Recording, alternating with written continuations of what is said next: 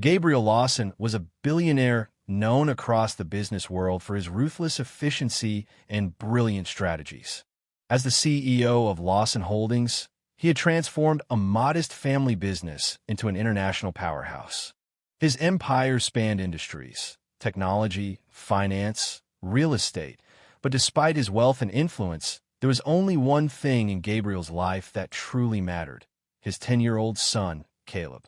Caleb had been born with cerebral palsy, a condition that severely limited his mobility and required constant attention. Gabriel, a man who had conquered every challenge in the boardroom, found himself powerless against his son's struggles.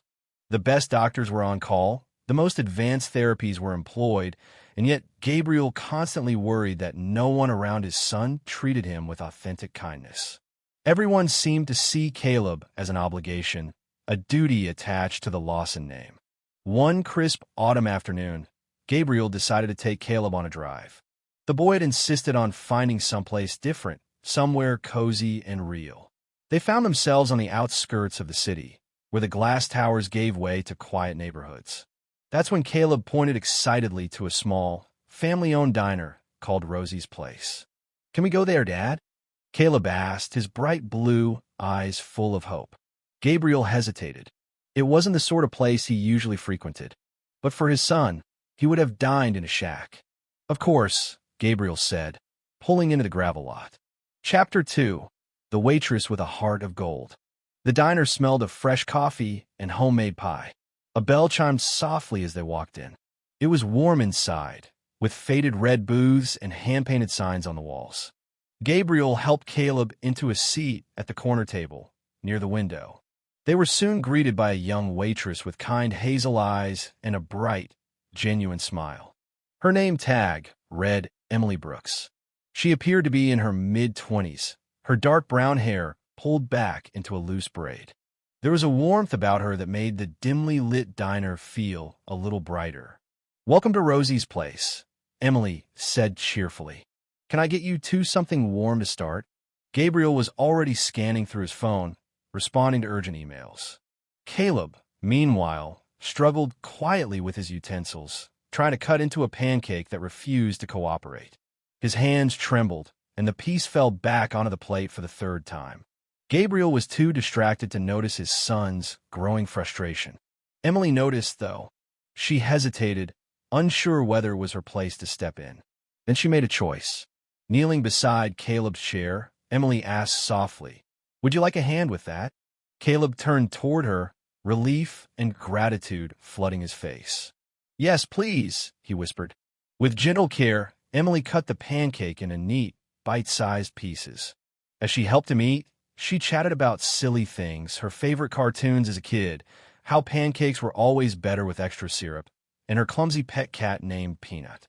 Caleb giggled between bites, his earlier frustration forgotten. Gabriel eventually ended his call and turned to see the scene unfolding before him. His son, laughing, eating happily, being treated like any other little boy, not with pity or professional distance, but genuine kindness. Gabriel found himself quietly watching, a strange sense of gratitude stirring within him. Chapter 3: A Silent Observer. Gabriel Lawson had witnessed countless people interact with his son, some with awkward sympathy, others with practiced professionalism, but none like Emily. She was different. She knelt there as if she had all the time in the world, her attention wholly focused on Caleb, not out of duty, but from a place of sincerity. Caleb grinned at one of Emily's jokes about Peanut knocking over a plant and blamed it on the dog next door. Gabriel couldn't remember the last time his son had laughed like that with a stranger. As Emily excused herself to tend to another table, Gabriel leaned in close to his son. "Do you like her?" he asked softly. Caleb nodded enthusiastically. "She's really nice, Dad. Like really, really nice." Gabriel sat back, thoughtful. He was a man who believed in rewarding loyalty, in investing in what mattered. And in that moment, Emily Brooks had shown him something he hadn't seen in a long time: compassion that couldn't be bought. Chapter 4: A Life of Struggles. That evening, Emily finished her double shift exhausted. She caught the last bus home, her hands stiff from hours of carrying trays and refilling coffee cups. Her small apartment was on the third floor of an aging building, where the elevator had been broken for months. Inside, the apartment was neat but sparse. Her mother, Caroline, lay on the worn couch, a blanket wrapped around her thin frame. Caroline had been diagnosed with advanced lymphoma 2 years ago, and though Emily worked tirelessly, the medical bills were overwhelming. "How was work today, sweetie?" Caroline asked in a faint voice. Emily smiled as she hung up her coat. "It was okay, Mom. Busy." She didn't mention that she had skipped lunch again or that she had quietly declined a prescription refill to make rent. There was no room for dreams anymore. Her only focus was keeping her mother alive and the lights on. As she made tea and reheated some soup, Emily thought back to Caleb. His bright eyes, his infectious laugh. For a moment, she felt a connection beyond survival. Chapter 5. The Invitation. The next morning, Emily was wiping down a counter when her manager, Frank, came hurrying over. "Emily, there's someone here to see you." She frowned. "A customer?" Frank shook his head, wide-eyed. "No, Gabriel Lawson." Her heart jumped. The Gabriel Lawson? She dried her hands and stepped outside the diner's entrance. There he was, dressed sharply as if he had just stepped out of a business magazine. Yet his expression was softer than she expected. "Mr. Lawson?" she asked, her voice cautious. "Emily," he said, offering a rare smile. "I wanted to thank you for how you treated my son yesterday." "It was nothing," Emily replied, feeling suddenly self-conscious. "Caleb's a wonderful boy. I'd like to invite you to dinner." "With Caleb and me," Gabriel said. Emily hesitated. "That's kind, but I have another shift tonight." "What if I paid you triple what you'd make during that shift?" Gabriel asked without blinking. Emily froze. That kind of money could pay for her mother's medications for an entire month. She nodded slowly. "Okay, I'd be honored." Chapter 6. An Unforgettable Evening. That night, Emily found herself standing in front of Gabriel Lawson's estate. The sprawling mansion was everything she had imagined the home of a billionaire to be, grand and imposing. She felt completely out of place in her second-hand dress and worn shoes. But Caleb greeted her at the door with a huge grin. "Emily, you came." The evening was surprisingly relaxed. Caleb led her on a tour of the house, showing her his favorite books and introducing her to his service dog, Max. Over dinner, Emily found herself laughing easily with Caleb, and even Gabriel seemed less guarded, watching them with an expression she couldn't quite read.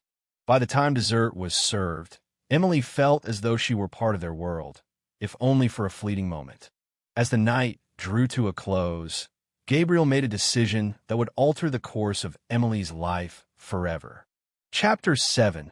A Proposal That Changes Everything. After Caleb had gone to bed, Gabriel and Emily sat in the sunroom overlooking the garden. "Emily," Gabriel began, his tone serious but not unkind. "I know you're struggling." Emily stiffened. "I don't want charity, Mr. Lawson." "This isn't charity," Gabriel said gently. "It's an opportunity. I'd like to offer you a job as Caleb's personal caregiver." Emily blinked. "What? You'd live here. You'd be paid generously. And I'd cover all of your mother's medical expenses." Tears welled in Emily's eyes. "Why? Why would you do that for me?" Gabriel's gaze softened. "Because you treated my son with kindness when no one else did. You saw him for who he is, not his condition." Chapter 8. A New Beginning. Emily accepted the offer. Life changed overnight. She and her mother moved into a beautiful guest house on the estate grounds. Caroline received the best medical treatment available, and her health gradually improved. Meanwhile, Emily became an essential part of Caleb's life. They grew inseparable, sharing stories, dreams, and laughter. And as the months passed, Gabriel found himself drawn to Emily in ways he hadn't expected. Her warmth, her strength, and her unshakable kindness became a light in their lives. One afternoon, as they watched Caleb playing catch with Max in the garden, Gabriel took Emily's hand in his. "I don't know how I lived without you," he admitted quietly. Emily squeezed his hand, smiling. "Maybe some things are meant to be." Epilogue. Love, family, and second chances. Years later, Emily stood beside Gabriel, her hand tucked into his as they watched Caleb, now a young man, stand at a podium at their wedding. "My dad was a billionaire," Caleb said with a grin. "But Emily made us rich in ways money never could." Tears glistened in Emily's eyes as Gabriel kissed her temple. They had found love, family, and a second chance neither of them had believed possible. And in that moment, under a golden sky, they knew they were finally home.